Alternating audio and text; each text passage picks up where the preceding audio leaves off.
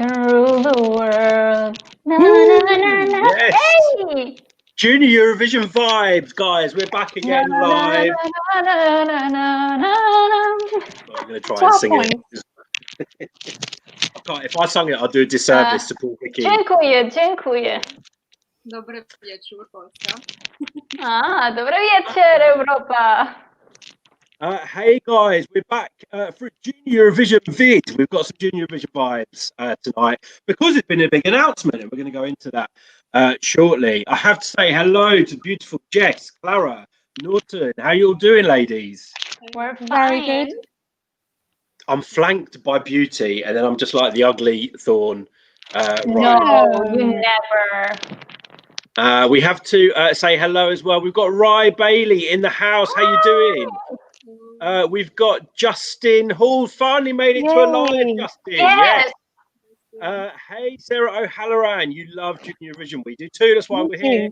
We've got Serdian Gavrilovich. We've got Thomas Corbett. Hey, Tom. Hi. We've got, I always get this name wrong. Cuca Romero.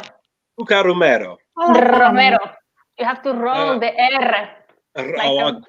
I'm British. I can't roll. Let's have a look. Rye Bailey says your hair looks good, Jess. We had a big debate a few days ago about whether Jess should cut her hair. I said she shouldn't, so she rebelled and she's cut it really short, but she looks beautiful as always. We've got ESC Manga in Turkey. We've got ESC Matt Gaga. Hey. Hello. We've got Pashu. Hello, ladies. And Andy. Hey. I have got my own angels. The Eurovox Angels.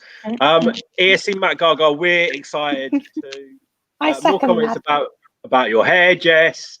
Serdian, all the ladies look beautiful.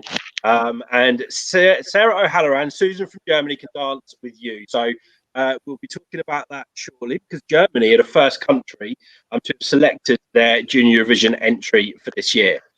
But there has been some news. So first piece of news we've got, Clara, is we had the confirmed countries today, and we've got 13 of them. So it's a smaller contest, but tell us who is confirmed for Poland.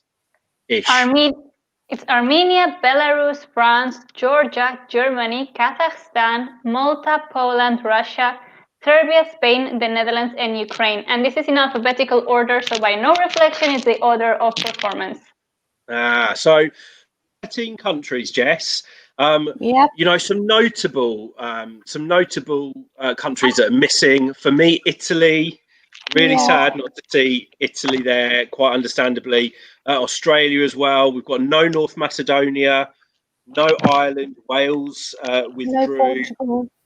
No Portugal. And I think Portugal has said they were going to take part initially. Or did I get that wrong? I think they seemed very hopeful that they would, but never officially confirmed it. But we did get some other news about how the contest is going to go ahead this year. So there are, really significant changes. Jess, tell us a bit about some of these changes. So basically, the EBU and the organisers have decided that each country will perform in the studio in their own country. So rather than all of these participants and delegations traveling to Poland during these COVID times, they're just going to stay in their own country, and I presume there would be some kind of satellite link up with all the countries. So all the kind of hosting as such will be done in Poland, in Warsaw as planned, and all the hosts and the interval acts will be there, but just nobody else, which is quite sad. Yeah, Norton, was this kind of expected though? Because we were all hopeful about Junior Eurovision going ahead as normal, and we were all going to be in Warsaw celebrating. Obviously, that's not going to happen. It's very understandable, but disappointing at the same time. But were we kind of expecting this?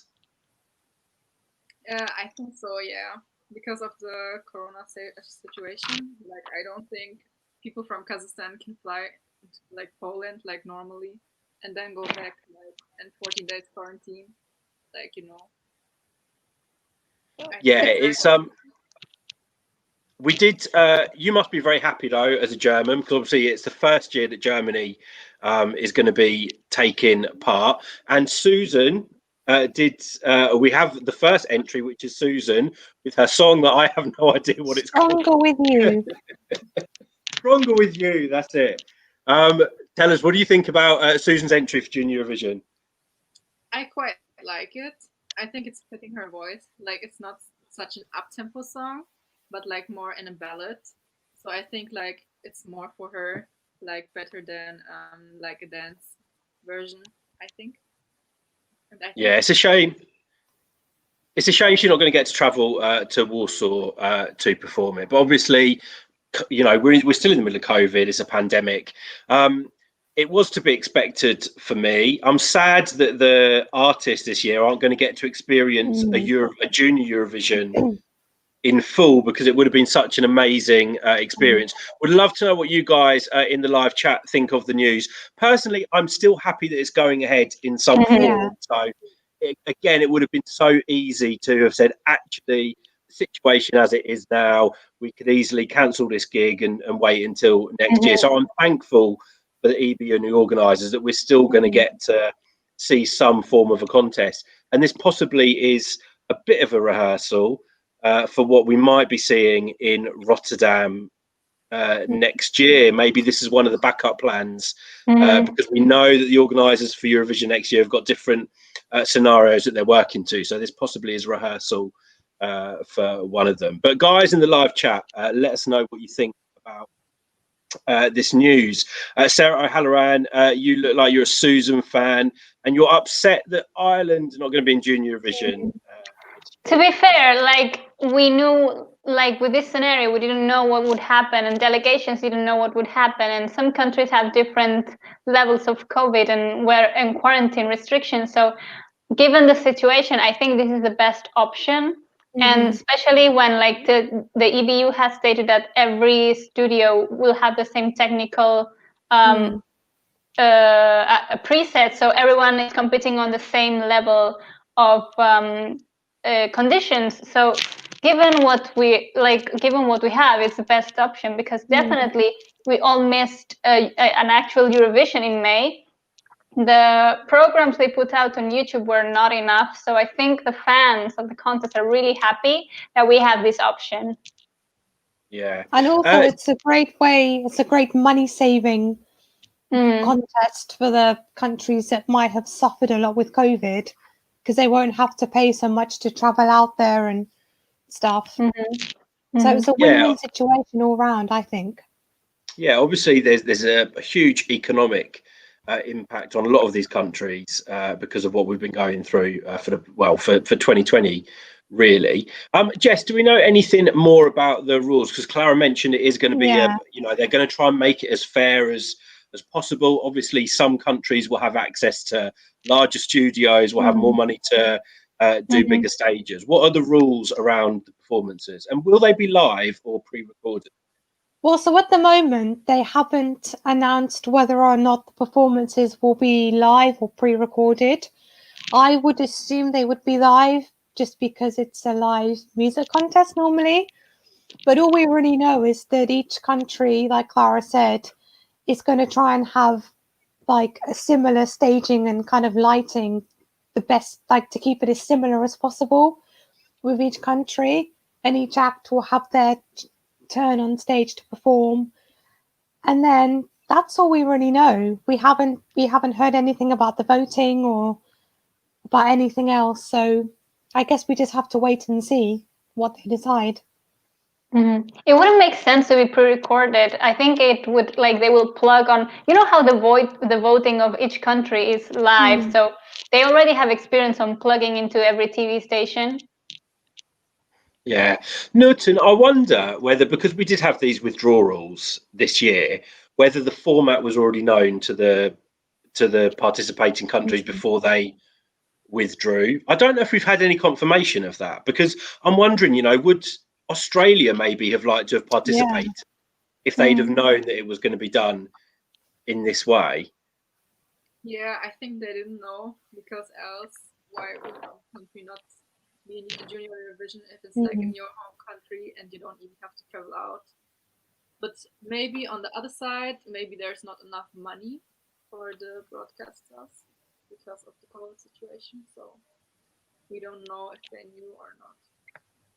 But then I think also some countries decided not to participate because they didn't want to travel to another country and to risk anything happening.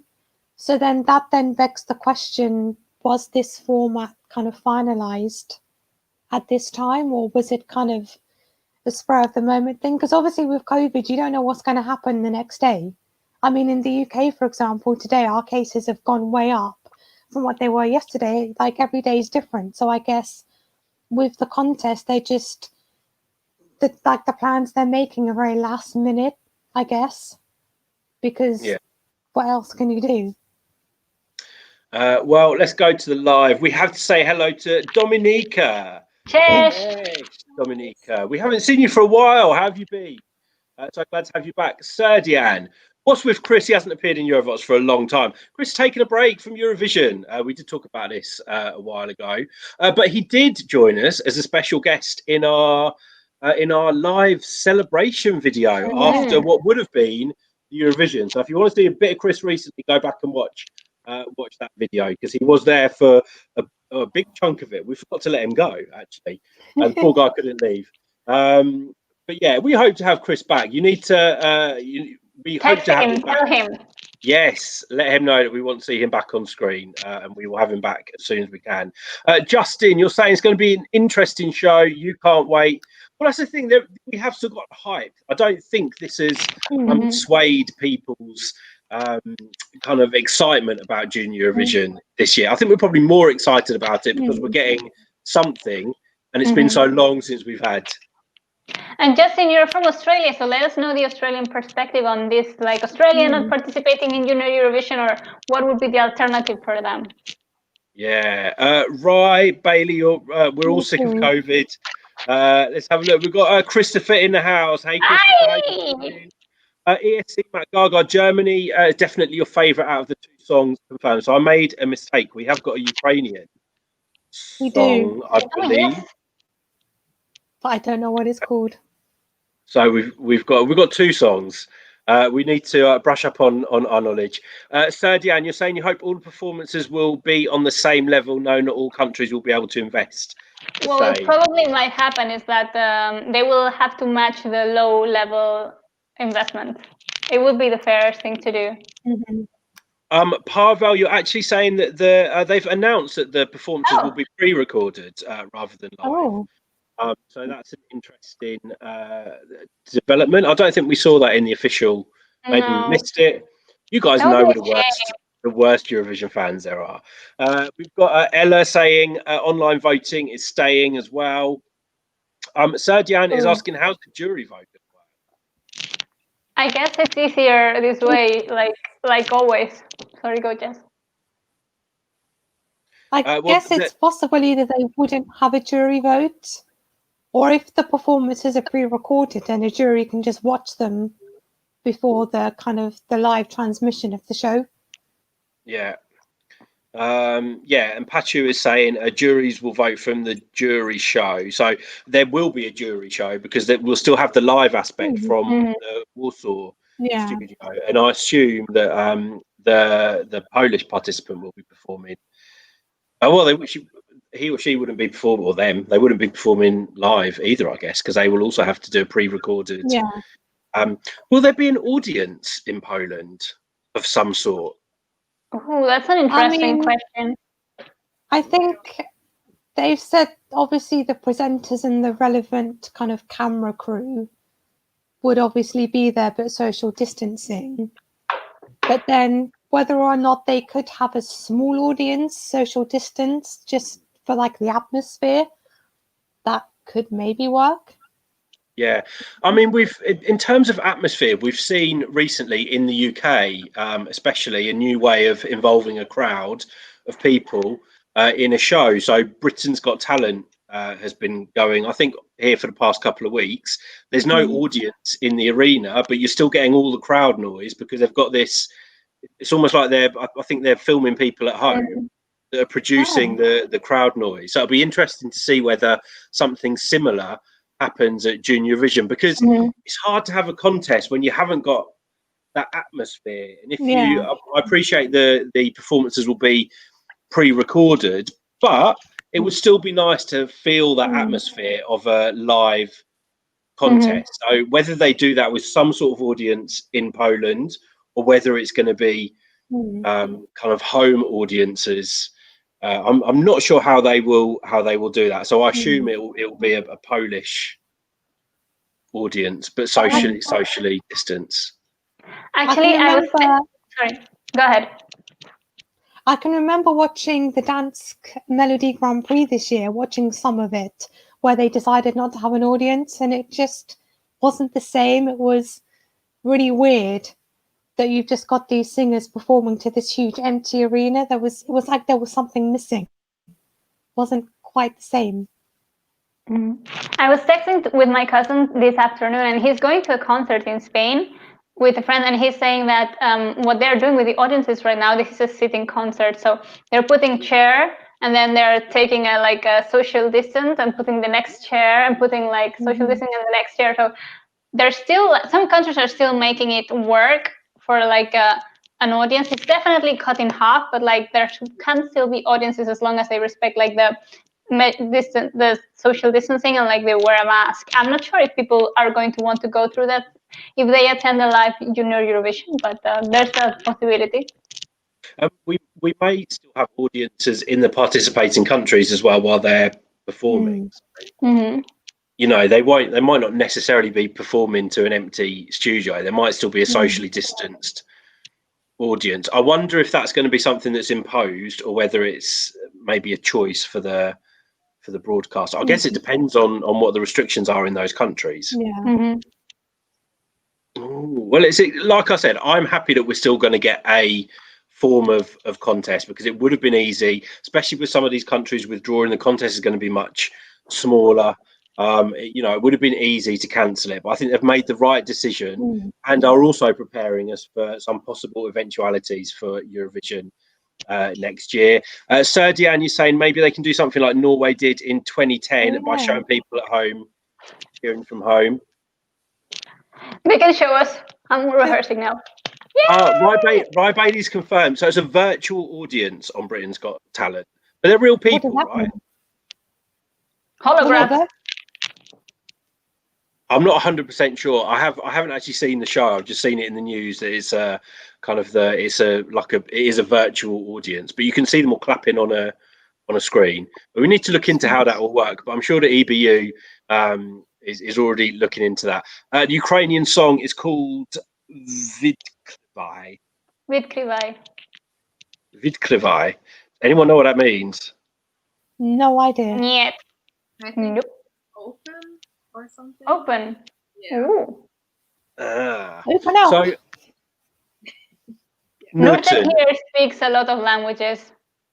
No, Nurten. We're obviously you got Polish roots. We were in Poland last year for Junior Eurovision. We were looking forward to going back there this year, but it doesn't look like it's going to happen. What do you think the Polish reaction to this announcement is going to be, or do you think this is the least of their worries at the moment? I think they're happy that at least they can create some sort of show, not the ESC this year, it's just cancelled. At least we can see something. But I think with the live audience, you could see last year, it was totally blowing up in Poland. Polish were so crazy that they were winning, and then the second time in a row, that's never happened in Junior Eurovision before. And then hosting again, but then coronavirus coming, I think nobody accepted this, of course. But on the other side, I think it's the safer way to go, with just a TV studio instead of with a full audience of people and everyone after this maybe get corona. It's not I think what the EBU wishes, and the Polish people also not. Yeah, I mean, we had such a great time in Poland, and it was such a fantastically hosted show last year. I mean, the staging was amazing. We got to go in there, and it just felt huge in there. And I loved. I can't remember the shape of the staging, but I just remember the blue and the pink, the neon neon colours. It just looked amazing. We were so looking forward to, in normal times, what we would be seeing in Warsaw. There's a really, oh, I have to say hello. Karins, where have you been? Karins! I've learned a word in Latvian. It's wait a second. I knew how to say good day or good morning. Let me check. But Karins, we missed you. Where have you been? Don't leave us for this long. Matt Gaga's got a really valid question, actually. How are they going to show the winner's reaction? If the performances are pre-recorded, are they just going to be sat in a studio during the voting, or what's going to happen? Well, my theory is that each participant will be in some kind of a studio type place in their own country with like a satellite feed that can go straight to them. So that, for example, when they're performing, they'll be shown. No, because it's pre-recorded. When the voting is going on, for example, if they get 12 points, they might satellite link to like Armenia and see them celebrating their 12 points. And then that might be the same when they win. And then the countries might have some kind of host and they could be like, you've won, how do you feel, or something. I don't know. I'm just guessing. Maybe they're all like in a Zoom call with like 14 different screens, like the presenters need one. And they see I wonder whose internet connection is going to go down and who's going to... Spain. I'm Spanish. I can make fun of them. Justin's asking, do we think this could be a trial run for Eurovision as a backup plan? Yes. Unfortunately, yes. Unfortunately. I want to go to Rotterdam and see you guys and, do like... Me too. Press. I know. Serdian, is it known when Spain is going to choose you taught me how to say this properly, Clara, and I can't get it. Marte. Was your fave last year, and you can't wait to see what they're going to pick this year. There was a rumor that Melanie was going to come back. There was. Or was that just wishful thinking? I think it's... Sorry. She did an interview with, I don't remember the name, the Spanish blog or something. Yeah. And she seemed very kind of coy about this year's representative and didn't want to reveal too much. So we suspect she might know something that we don't. Oh, okay. We have to say hello to ESC Tony. Rainbow, golden fries, silver bananas, and hello. I have no idea what you're on about. But what are you on? I want that. Thank you so much. Oh, and goodbye. So thank you so much for joining us, even if it was for a short time. Tony. We've also got Ada LP. Hey, Ada, do we think there'll be any national selections with audiences next year? Are you asking about Eurovision or Junior Eurovision? I assume you're asking about Eurovision. I think it's going to depend. So. It's really going to depend on the country and what the situation is like. I mean, who knows? We may all be getting vaccines early next year. We can only hope so. But yeah, I think there'll be less national selections because obviously a lot of the artists are already confirmed for this year, and that's probably not a bad thing. I'd say Estilab will have an audience because here we have not so much. Right now we are on like 15.6 in Estonia, but it's been like one of the least countries. Like the Baltic states have very little coronavirus. So I'm quite sure that by March, because we already have the Estilab date, I think it's either the 6th or the 8th of March. I can't remember now. But by now, I'm quite sure coronavirus in Estonia will be very controlled. How's the winner going to receive the trophy? By post. Maybe they'll get a voucher, an online voucher. Your Amazon gift card. Congratulations. Thank you, Matt Gaga. Let's have a look. Karin's, you're surprised that Belarus is going to do 14 plus songs have been submitted. Well, we got the news about Belarus's national selection some time ago, didn't we? And there was they presented like 2 options for if COVID was still bad or if there were restrictions, we'll do it this way.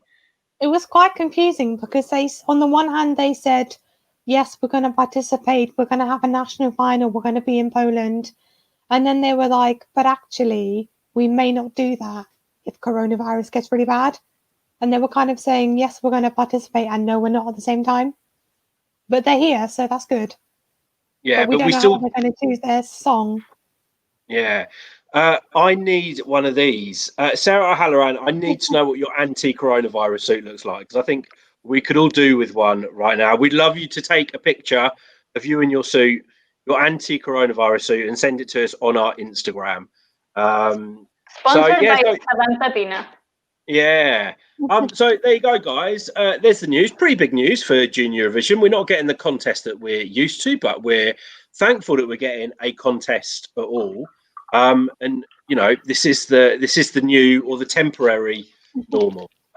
So thankful that we've got 13 countries going to Junior Eurovision this year. Sad that I don't think we'll be able to. Well, there's nothing for us to go and see, is there?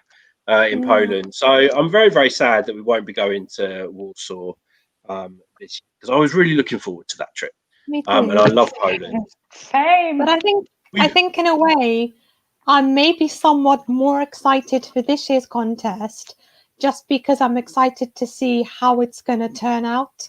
Because obviously, if it was as normal, I knew exactly what would happen. But now I don't really know what's going to happen. It makes it more exciting. I think. We're just getting a few comments about Belarus. So Vova, you want to know what we think about the situation in Belarus. It's obviously, you know, from afar, you know, we're watching the news, we're seeing that people are exercising their voices, and a lot of the population in Belarus are rooting for change. But we're not that political here, so we just hope that the situation doesn't escalate. And that the country ends up with a good outcome, and the people get the democracy that they're protesting for. And someone else asking if we're surprised about Belarus being in Junior Eurovision, is Ella, because of the pandemic and the political situation. I think it's quite close to Poland, isn't it? So they wouldn't have far to travel. No, I think these kind of questions you can ask us as individuals outside Eurovision, because we all love this contest, and this contest represents a lot to us. But we also have like our humanitarian side. So if you want to make us these questions, you can ask us individually, because like we all come from different countries, we all come from different backgrounds, and we all have different ideas. But we mostly stand for peace and democracy and music uniting us. And another Belarus one. Have we heard the rumoured Belarus songs for the national final? No. I didn't know there were any. You guys in the live chat should be on this channel rather than us, because you seem to know so much more. We're gonna hunt out those Belarus songs. Last one from you, Serdian. Maybe the kids will sing a common song like contestants sang "Shine." Oh, that'd be really nice. I would love that.